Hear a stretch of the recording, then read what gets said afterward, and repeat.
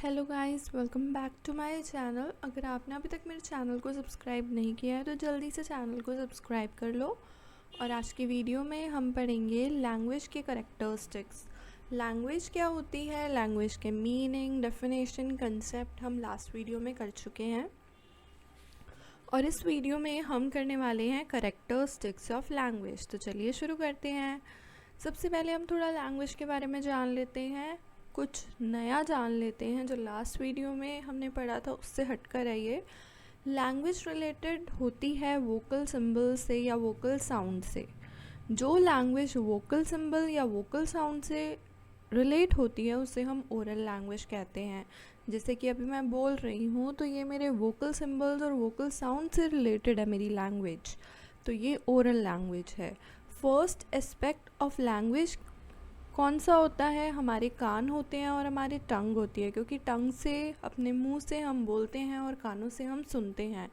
The second aspect of language is called written aspect. दूसरा aspect जो होता है लैंग्वेज का वो रिटन एस्पेक्ट होता है, जिसको हम स्क्रिप्ट भी बोलते हैं और जो स्क्रिप्ट से रिलेटेड भी होता है। इस टाइप ऑफ लैंग्वेज को हम लैंग्वेज ऑफ आइज़ बोलते हैं, क्योंकि इस टाइप ऑफ लैंग्वेज में हम लिखा हुआ पढ़ने के लिए अपनी आइज़ का इस्तेमाल करते हैं। Actually oral aspect of language is called language in real sense.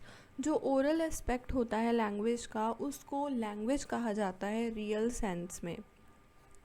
जो रिटन एस्पेक्ट होता है लैंग्वेज का उसको स्क्रिप्ट कहा जाता है। Language was originated with the origination of human race. जब से इंसान का जन्म हुआ है तब से लैंग्वेज बनी है।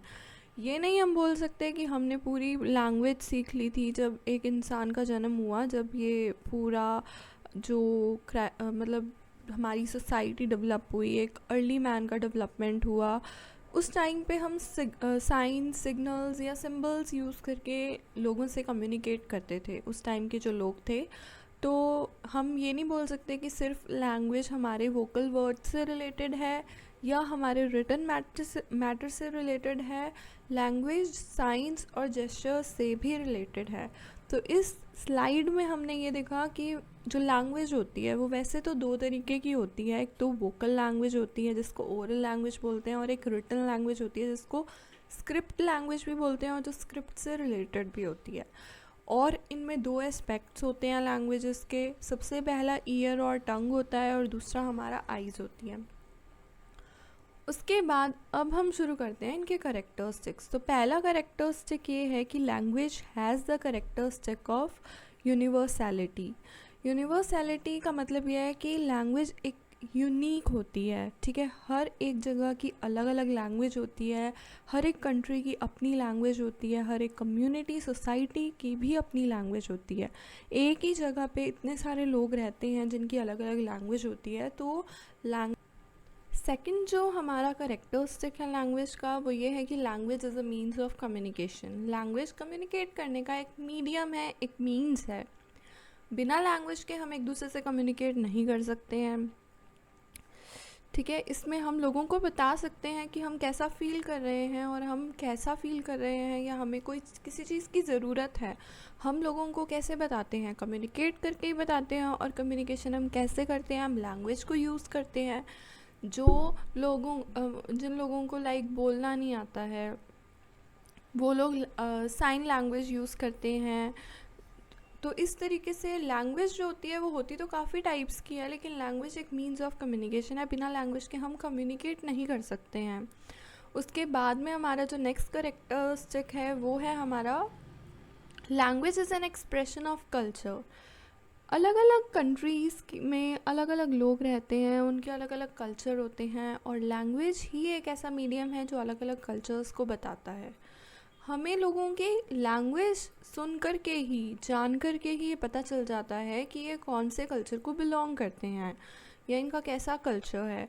क्योंकि जैसे गुजराती हैं तो गुजरातीज़ की लैंग्वेज थोड़ी अलग होती है, मारवाड़ी की लैंग्वेज थोड़ी अलग होती है, नॉर्मल हिंदी लैंग्वेज अलग होती है, इंग्लिश अलग होती है, फ्रेंच अलग होती है। तो अलग अलग जो लैंग्वेजेस हैं वो अलग अलग तरीके से प्रोनाउंस होती हैं। And it can not be assume that every one from a particular country has the same culture. एक कंट्री में बहुत सारे लोग रहते हैं और हम ऐसा नहीं बोल सकते कि सब लोगों का एक ही कल्चर है और स्पीक्स द सेम लैंग्वेज, या वो सेम लैंग्वेज ही स्पीक करते हैं, बोलते हैं। Take South Africa for example, वहाँ पे 11 ऑफिशियल लैंग्वेजेस हैं उस कंट्री में, डिपिक्टिंग 11 यूनिक कल्चर्स को वो डिपिक्ट करती हैं और अलग अलग वेज ऑफ लाइफ को वो बताती हैं। As an expression of culture, the continuation of one's home language और mother tongue is immensely important. हमारा जो कल्चर होता है, हमारे कल्चर की लैंग्वेज अलग होती है, लेकिन हमारी मदर टंग या होम लैंग्वेज अलग होती है। लेकिन लैंग्वेज एक एक्सप्रेशन है कल्चर का। नेक्स्ट करेक्टरिस्टिक है कि लैंग्वेज आर्बिट्रेरी है। आर्बिट्रेरी कैसे है language? Language is undoubtedly arbitrary as in there is no inherent connection between the nature of things or concept the language deals with। इसमें कोई inherent connection या characteristic नहीं होता कि हम जन्म से सीख के ही आते हैं, ऐसा कुछ नहीं होता। हम अपनी जो हमारा बर्थ होता है, बर्थ के बाद हमारी जो मदर टंग होती है, हमारे जो घर में भाषा यूज़ होती है, वो हम सीखते हैं। फिर हम हमारे स्कूल की लैंग्वेज सीखते हैं, स्कूल में बच्चे जिस लैंग्वेज में बात करते हैं वो हम सीखते हैं। उसके बाद हमारे नेबरहुड, सोसाइटी में जो लैंग्वेज यूज़ होती है वो हम सीखते हैं। सो नेक्स्ट है, the decision of a word choose to mean a specific thing or thought is absolutely subjective. However, once a word is chosen for a specific referent, it comes to remain in that capacity. It might be noticed that had language not been arbitrary, there would have been just a single language on the planet. देखो, इसका simple meaning ये है कि हम एक word को अलग अलग लैंग्वेजेस में अलग अलग तरीके से बोलते हैं। जैसे कि हम हिंदी में वुमेन को औरत बोलते हैं या महिला बोलते हैं, वैसे ही हम इंग्लिश में वुमेन बोलते हैं, फीमेल बोलते हैं। तो इस तरीके से हम एक स्पेसिफिक वर्ड यूज़ करते हैं एक स्पेसिफिक चीज़ को दर्शाने के लिए, और वो वर्ड्स जो होते हैं वो अलग अलग लैंग्वेजेस में अलग अलग तरीके से बोले जाते हैं। हिंदी में अलग होंगे, मारवाड़ी में अलग होंगे, गुजराती में अलग होंगे और इंग्लिश में अलग होंगे। सो जो लैंग्वेज है वो आर्बिट्रेरी होती है, मतलब इनहेरेंट कनेक्शन नहीं होता। हम जन्म से नहीं सीख के आते हैं, हम अपने नेचर में जब आते हैं, एनवायरनमेंट से हम सीखते हैं। और कोई भी एक सिंगल लैंग्वेज जो होती है वो एक प्लैनेट पे हम नहीं बोल सकते कि एक ही चीज़ बोली जाती है पूरे प्लैनेट पे, ऐसा नहीं होता है। हर एक वर्ड को एक अलग लैंग्वेज से प्रोनाउंस किया जाता है और अलग अलग कल्चर्स हैं हमारे। नेक्स्ट पॉइंट है, लैंग्वेज इज़ इमेंसली वैरिड। मतलब बहुत वेराइटी ऑफ लैंग्वेजेस होती हैं and there is often nothing in common between languages. For example, in English we would greet somebody late in the day by saying good evening. मतलब हम जब शाम को किसी को ग्रीट करते हैं तो हम बोलते हैं गुड इवनिंग, राइट। और यही फ्रेंच में the same greeting would be bonsoir. Good evening को फ्रेंच में बॉन्सियोर बोलते हैं, while in Hungarian it would be जो estate. While having the same meaning, these words have nothing in common with each other in the way that they are said or spelled. इनमें कोई भी चीज़ common नहीं है। क्यों common नहीं है? क्योंकि हम हर एक लैंग्वेज में एक ही चीज़ को अलग अलग वर्ड्स के थ्रू बोल रहे हैं, मीनिंग सेम निकल रहा है, लेकिन बोला तो, स्पेल तो, सेड तो, या हम बोल तो अलग अलग वर्ड्स को यूज़ करके रहे हैं। तो हम इनमें कोई भी कॉमननेस नहीं होती है, तो इसलिए लैंग्वेज वैरिड होती है। वेरियस तरीके की लैंग्वेजेस होती हैं। लैंग्वेज सोशल होती है। Language allows people to communicate with each other. Language, जैसे कि हमने पहले बात की कि लैंग्वेज एक मीन्स ऑफ कम्युनिकेशन है। बिना लैंग्वेज के तो हम लोगों से बात ही नहीं कर सकते हैं, कम्युनिकेट ही नहीं कर सकते हैं। तो लैंग्वेज क्या करती है? लैंग्वेज सोशल है। लैंग्वेज लोगों को अलाउ करती है कि हम एक दूसरे से कम्युनिकेट कर सकते हैं by following N establish set of rules, क्योंकि हर एक लैंग्वेज का एक अपना क्राइटेरिया होता है, एक अपना दायरा होता है, और उस लैंग्वेज में हम उस पर्टिकुलर वर्ड को एक पर्टिकुलर टाइप से ही प्रोनाउंस करते हैं। सो हमारा जो नेक्स्ट पॉइंट है वो है कि लैंग्वेज इज़ सिम्बॉलिक। लैंग्वेज एक सिम्बॉलिक सिस्टम है।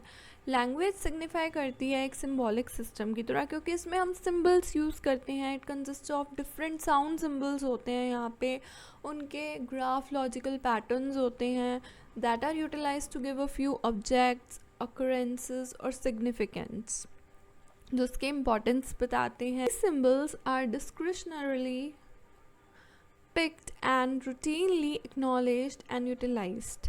हम क्या करते हैं, हम ये जो सिम्बल्स हैं, जो साउंड्स हैं, हम यूज़ करते हैं, वर्ड्स यूज़ करते हैं अपनी डे टू डे लैंग्वेज में लोगों से बात करने के लिए। जैसे एक डिक्शनरी होती है ना, डिक्शनरी में कितने सारे वर्ड्स होते हैं, एक ही वर्ड के कितने सारे मीनिंग्स होते हैं, वैसे ही हम जो अपनी मदर टंग सीखते हैं, हम जो हमारा स्कूल लैंग्वेज सीखते हैं, सोसाइटी की लैंग्वेज सीखते हैं, तो हमारी एक अपने अंदर ही एक डिक्शनरी बन जाती है कि हमें एक वर्ड के 2-3 मीनिंग्स तो पता ही होते हैं, और हम जहाँ जिस सिचुएशन में जिस वर्ड को यूज़ करना होता है उस वर्ड को अपने माइंड से पिक करते हैं और हम उस वर्ड को यूटिलाइज़ कर लेते हैं, मतलब यूज़ कर लेते हैं। क्योंकि हमारा जो लैंग्वेज होती है ना, वो होम में, घर में बहुत ही कैजुअल लैंग्वेज होती है, हम बहुत कैजुअली बात करते हैं।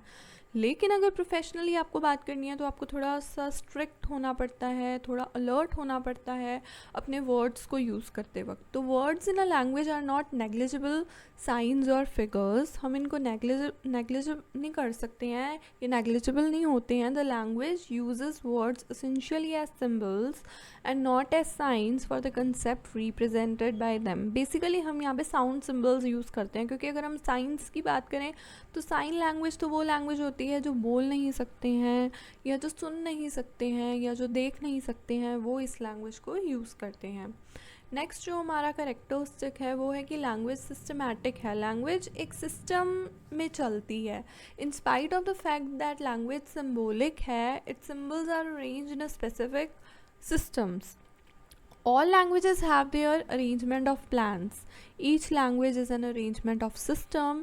मतलब इसमें ये है कि furthermore all languages have phonological and syntactic systems, and within a system there are several subsystems.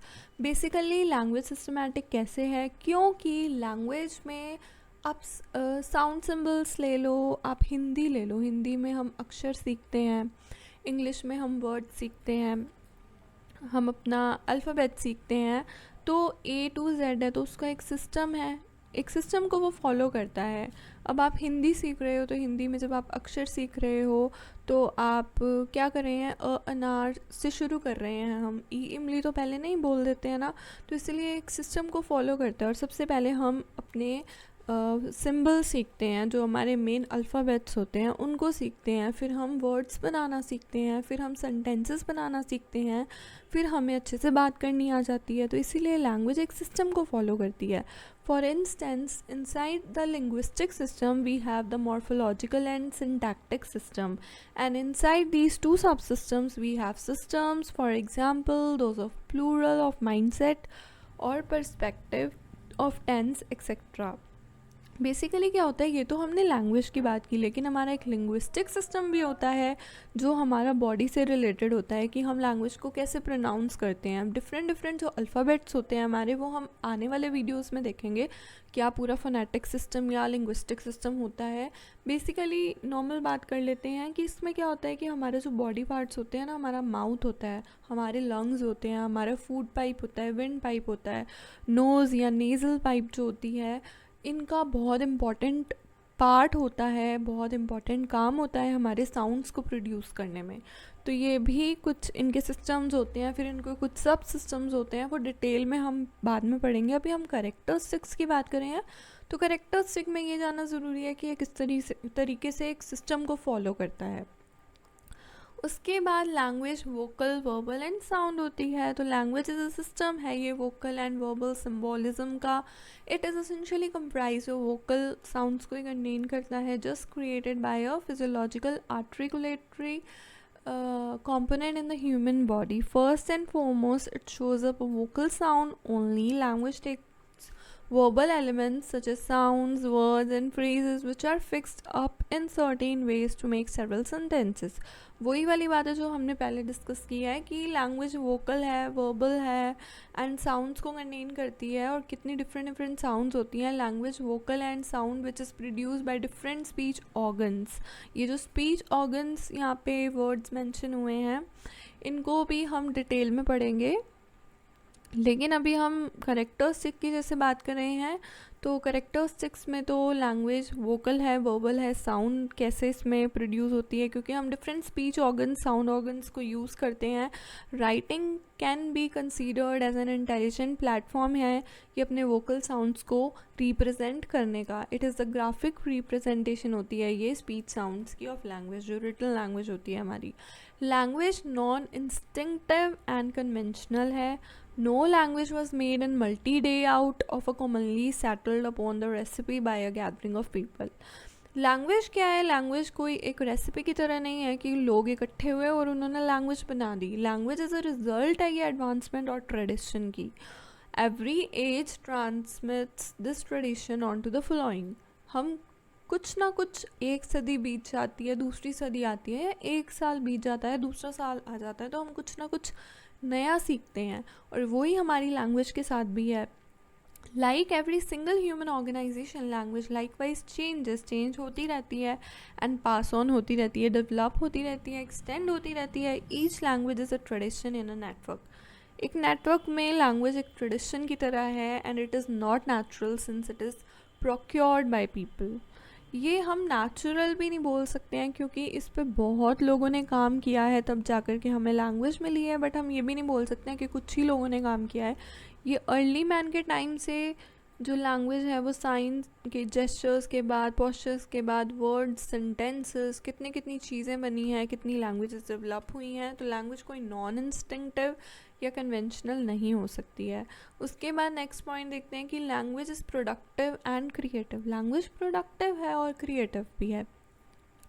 Language में एफिशिएंसी है, इनोवेटिवनेस है. The auxiliary components of human language join to created new expressions which neither the speaker nor his or her listener may ever have made or heard previously. ये productive है, ये creative है. क्यों? क्योंकि हम languages को अलग अलग तरीके से प्रोनाउंस कर सकते हैं, हम डेवलप कर सकते हैं जो हमारे जो लिसनर्स हैं उन्होंने कभी सुनी भी ना हो. Truly the two sides comprehend without trouble. Language changes as indicated by the necessities of society. Society की नीड के अकॉर्डिंग लैंग्वेजेस में चेंज आते रहते हैं. Language human and structurally complex है. Human language is open minded है, ये extendable है, ये मॉडिफिएबल है. On the other hand animal language ऐसी नहीं है. लैंग्वेज हमेशा मॉडिफिएबल होनी चाहिए, through time to time flexible होनी चाहिए कि हम जब चेंजेस लाना चाहें हम ला सकें. No species other than humans have been endured with language, so we can say that language is naturally human है and in some cases structurally complex and modifiable भी है. नेक्स्ट पॉइंट है कि language unique, complex and modifiable है. तो modifiable की बात और कॉम्प्लेक्स की बात तो हम कर चुके हैं, बट ये यूनिक भी है. लैंग्वेज एक यूनिक फिनोमिनन है वर्ल्ड में. It has its own creativity and productivity. इसकी अपनी क्रिएटिविटी और अपनी प्रोडक्टिविटी है. Despite their common features and language universals, each language has its own peculiarities हैं इसकी, डिस्टिंक्टिव फीचर्स हैं इसके, and this is how language has its own potentiality to be unique. इसी वजह से, क्योंकि इन लैंग्वेजेस के अपने फ़ायदे हैं, अपने इनके जो डिसएडवांटेजेस होते हैं वो भी हैं. तो इस तरीके से लैंग्वेज जो है वो बहुत यूनिक है, कॉम्प्लेक्स है, मॉडिफिएबल है और टाइम और कल्चर के साथ ये चेंज होती रहती है. सो गाइज़, अगर वीडियो अच्छी लगे तो वीडियो को लाइक करना, शेयर करना ना भूलिएगा एंड चैनल को सब्सक्राइब करना ना भूलिएगा.